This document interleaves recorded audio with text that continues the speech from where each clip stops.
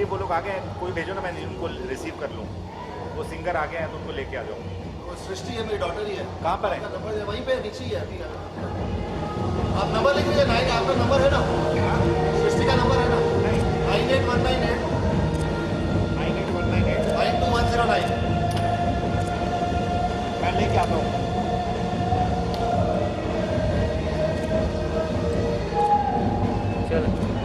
तू आजा पहले। एक देंगे ना यार। सर क्या कहना चाहिए आज डांडिया के उत्सव में, क्या कहना चाहिए? पहली बार आया हूँ सहारा स्टार में या किसी भी डांडिया इवेंट में मैं कहीं जाता नहीं था, और इन लोगों ने मुझे बुलाया है, दिनेश जी ने मुझे बुलाया है, बहुत अच्छा लग रहा है यहाँ पर आकर। बहुत ही धूम धड़ाके वाला है, बहुत ही जैसे एंटर हुआ वैसे ही सुना, बहुत मज़ा आएगा आज। और अभी जस्ट यहाँ आया हूँ, I am gonna enter now, it's gonna be lot of fun. तो कितना मजा आएगा, तो आज कितना सेलिब्रेशन करने वाले, मतलब डांडिया आप खेलने वाले हैं? हाँ मैं तो खेलूँगा, मैं डांडिया गरबा में जो चाहिए सब खेलने वाला मैं तो घर ही नहीं जाऊँगा, ये लोग को भगाना पड़ेगा मुझको शायद यहाँ। एक हफ्ते से लगातार एक माहौल जो दिखाई दे रहा है कि एक आतंक और एक टेररिस्ट का जो माहौल है, देश जी। का माहौल बहुत गंभीर जी। है। तो आज आप डांडिया के उत्सव में आए हैं, तो मतलब कितना, मतलब एक फ्रेशनेस आपको फील करा रहा है आज? बहुत ही टेंस माहौल है। आर्मी, इंडियन आर्मी मेमोरियल जो ऑफिस हम लोग वहाँ पे गए थे, वहाँ पे बहुत सारे आर्मी ऑफिसर्स की जान गई, 21 आर्मी ऑफिसर्स थे उनकी जान गई थे। एक सर्जिकल अटैक हुआ, ये दोनों देशों के लिए बहुत ही ख़राब चीज़ है, बिकॉज दोनों देशों की आर्थिक स्थिति बहुत ख़राब है। एक लड़ाई करना, एक वॉर करने में बहुत सारे पैसे और बहुत सारी जाने जाती है, जिसकी कोई ना वैल्यू है ना कोई इज्जत है। तो ये बहुत ही ख़राब चीज़ है जो हो रही है। और उसके अलावा बॉलीवुड से निकालो, यहाँ से वहाँ से निकालो, इस चक्कर में बहुत सी चीज़ें हम लोग मिस करते हैं। टैलेंट का कोई देश नहीं होता और ना ही कोई जहान होता है, टैलेंट होता है। लेकिन सलमान खान के बयान जो दिया, सलमान खान ने देश को महत्व नहीं दिया लेकिन आर्टिस्ट को महत्व दिया। आप कितना जायजा दे इस बयान को देखते हैं? तो सलमान खान ने क्या कहा है कि वीज़ा इम्पोर्टेंट, वीज़ा से आते हैं आर्टिस्ट, टेररिस्ट होता है, इस पर आप क्या कहना चाहिए? देखिए सर, पहली बात तो ये कि फवाद खान इंडिया में काम करता है बिकॉज यहाँ पे उसके फ़ैन फॉलोअर्स बहुत है ना। अगर उनके फ़ैन फॉलोअर्स नहीं होते तो यहाँ पे काम करते ही नहीं, पहली बात। और उसके अलावा जब उनसे पूछा गया कि तुम क्या कंडेम करते हो, तो उन्होंने कहा नहीं, मैं कंडेम नहीं करता। तो ऐसा कहने पर तो उनको बॉम्बे में छोड़ो, उनको कहीं भी रखना नहीं चाहिए। अगर वो जिस देश में काम करते हैं, जिस देश का नमक खाते हैं, वहाँ पर आकर ये बोलेंगे कि मैं तुम्हारे आर्मी ऑफिसर्स को इज्जत नहीं करता, तो आई थिंक आपको डंडे से लेकर मारना चाहिए। और इतनी इज्जत से भेजा उतना तो भेजना भी नहीं चाहिए था। और उनको लेकर फिल्में बन रही हैं, उनको उन पर इतने पैसे खर्च होते हैं, सब होते हैं, उनको उसकी कोई इज्जत नहीं है। बहुत ही ख़राब बातें हैं। करण जौहर को क्या कहना चाहिए आप?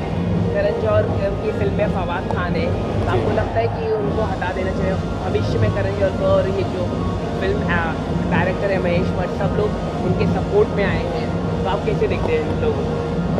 एक लॉजिकल सा आर्ग्यूमेंट था उनका, ये कहना कि आर्टिस्ट होता है, उसको हमने देखिए सर बॉलीवुड में या कहीं पर भी आप जाएँ, it works on the face value. Fawad Khan की इंडियन सिनेमा में बहुत अच्छी फेस वैल्यू है, so he is respected and he is been called here. और उनकी जिस कमेंट उन लोगों ने दिया है उसके बाद तो आई थिंक उनका कोई फ़ैन फॉलोवर इंडिया में बचा नहीं होगा। जो ओमपुरी का बयान आया, आप कैसे देखते हैं? ओमपुरी जी ने कहा है कि जो आर्मी होते हैं कि वो वहाँ पे जवान के लिए लड़ने उनका काम है, इसलिए वो वहाँ पे बॉर्डर में, तो इस तरह के बयान को आप कैसे देखते हैं? वो अपनी जान देते हैं, वो तब सोते हैं जब हम यहाँ पर, वो जब जागते हैं तब यहाँ पर हम ठीक से सोते हैं। इस तरह का बयान देना किसी भी आर्मी ऑफिसर के लिए बहुत बड़ा इंसल्ट है और ये बहुत ही गलत बात है। और मेरे पिताजी पुलिस में है, मैं जानता हूँ कितनी ट्रेनिंग होती है, और आर्मी वालों की तो डबल ट्रिपल ट्रेनिंग होती है उन लोगों की। तो ये बहुत ही गलत बात है जो उन्होंने कहा। देश कुछ नहीं होता, बॉलीवुड कुछ नहीं होता, सबसे बेस्ट, सबसे ऊपर होता है army, navy and the air force. So that's what I think. Thank you thank sir. क्या कहना चाहिए आज आप नवरात्रि के उत्सव में डांडिया खेलने आए, किस तरह से आप क्या रहेगा आज सेलिब्रेशन का मूड? मैं तो गुजराती हूँ बेसिकली, तो मेरा तो ये घर का त्यौहार है, आप ऐसे कह सकते हैं। गुजरात से ये त्यौहार बिलोंग करता है। और नवरात्रि आराध्य देवी अम्बे माँ का त्यौहार है, तो ये तो ज़रूरी है हमारे लिए। और आप जब कॉलेज में थे, स्कूल में थे, किस तरह से आप उससे करते थे अपने फ्रेंड्स से, उसके बारे में कुछ बताइए। बेसिकली गुजरात और उसमें भी अहमदाबाद में एक अलग ही टाइप का माहौल होता है। अगर आप ने अहमदाबाद की नवरात्रि नहीं अहमदाबाद की नवरात्रि नहीं देखी ना, तो नवरात्रि ही नहीं देखी। और कॉलेज टाइम अपने आप में एक बहुत अलग मज़ा होता था। बाइक में पेट्रोल भराने के पैसे नहीं हुआ करते थे, उसमें हम जुगाड़ से पेट्रोल भरा के और रात रात को घूमा करते थे, यहाँ वहाँ नवरात्रि में जाया करते थे। मुझे गरबा खेलना नहीं आता है, पर देखना बहुत अच्छे से आता है। और जैसे कि सर आजकल जो देश का माहौल है, आप कैसे देखते हैं जो सलमान खान ने जो बयान दिया है कि पाकिस्तान एक्टर के समर्थन में दिया है, तो आप कैसे देखते हैं? लोग क्योंकि उनकी आलोचना हर जगह से हो रही है, तो आप कैसे देखते हैं? बेसिकली देखो, सब अपनी अपनी जगह हैं, पर जब देश की बात हो रही होती है ना, तो हमको सिंपली एक ही बात नक्की करनी चाहिए कि देश सबसे पहले, वो सलमान खान हो या करण जौहर हो या कोई भी हो, प्रैक्टिकली सोचो, भारत है, अखंड भारत है तो ही सब कुछ है। और मैं तो चाहता हूँ कि अखंड भारत हो, जो आरएसएस का सपना है। मैं वो चाहता हूँ कि आरएसएस का सपना अखंड भारत का हम मोदी साहब जो हैं वो साकार करें। और वो सब जानते हैं कि आरएसएस का सपना जो अखंड भारत का है वो क्या है। ओमपुरी ने जो बयान दिया है, इसको आप कैसे देखते हैं कि वो आर्मी का जॉब है, इसलिए वो वहाँ पे जाते हैं बॉर्डर पर, दोनों ने आर्मी का इंसल्ट किस तरह का लोगों का कहना है, आप कैसे देखते हैं उन बयानों को? सब एक टीवी न्यूज़ चैनल को दे दिया था। ओमपुरी साहब को समझना चाहिए कि ये कलयुग है, कलयुग में अपना काम कोई ऑनेस्टी से करता है तो सिर्फ और सिर्फ जवान है, और जवान जो अपना काम ऑनेस्टी से कर रहा है तभी वो वहाँ बोलने लायक है, नहीं तो ना मैं ना वो ना इस भारत में कोई भी कुछ भी बोलने लायक है। और अगर हम हमारे जवान का रिस्पेक्ट नहीं करेंगे तो किसका रिस्पेक्ट करेंगे? शुरुआत जवान से होनी चाहिए रिस्पेक्ट की, क्योंकि अगर उसकी रिस्पेक्ट हुई तभी तो आगे सबकी रिस्पेक्ट होगी। सर जैसे कि आरएसएस के आप समर्थन दिखाई दे रहे हैं, तो अरविंद केजरीवाल ने जो बयान दिया है कि मोदी जी को कि वीडियो दिखाई है सर्जिकल अटैक का, तो आप कैसे देखते हैं? अरविंद केजरीवाल क्या पॉलिटिक्स कर रहे हैं? मोदी वो कुछ नहीं कर रहे, वो ना पॉलिटिक्स कर रहे ना कुछ कर रहे हैं। उनको बस ये चाहिए कि किस तरह से कोई भी सब्जेक्ट पे अपना नाम चमकाया जाए। दिल्ली में सिर्फ पुलिस उनके अंडर में नहीं है, बाकी सब तो उनके अंडर में है। उन सेक्टर में उन्होंने क्या क्या काम किया वो तो कोई बता नहीं रहा।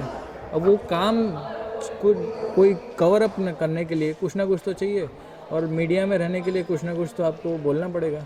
तो जो चल रहा है उसी पे बोल दो, आपसे वो अपने काम का जॉब कोई मांगेगा ही नहीं। Thank you.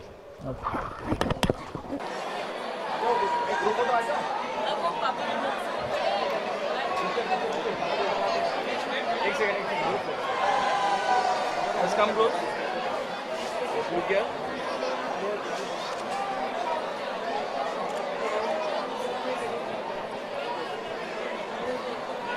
आप सभी हाजिरी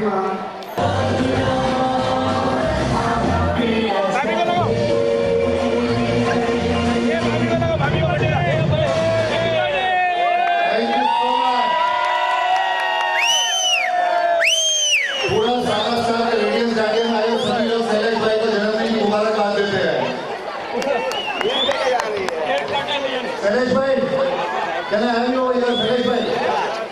शैलेश भाई इधर प्लीज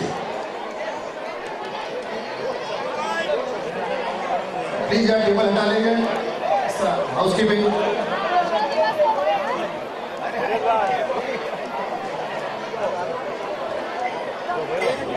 शैलेश भाई आगे आइए आप।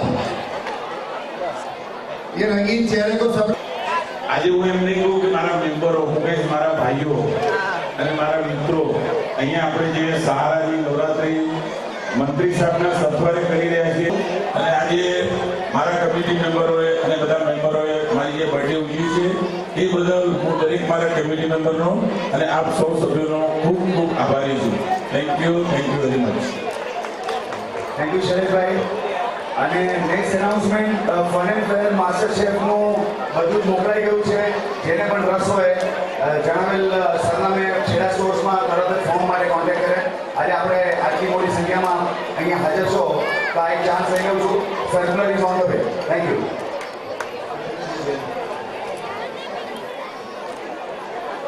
मैं चाहूंगा कि उदय भाई हमारे बीच में सुरेंद्र जी जेल हैं, उनका पुष्प गुच्छ से स्वागत करें.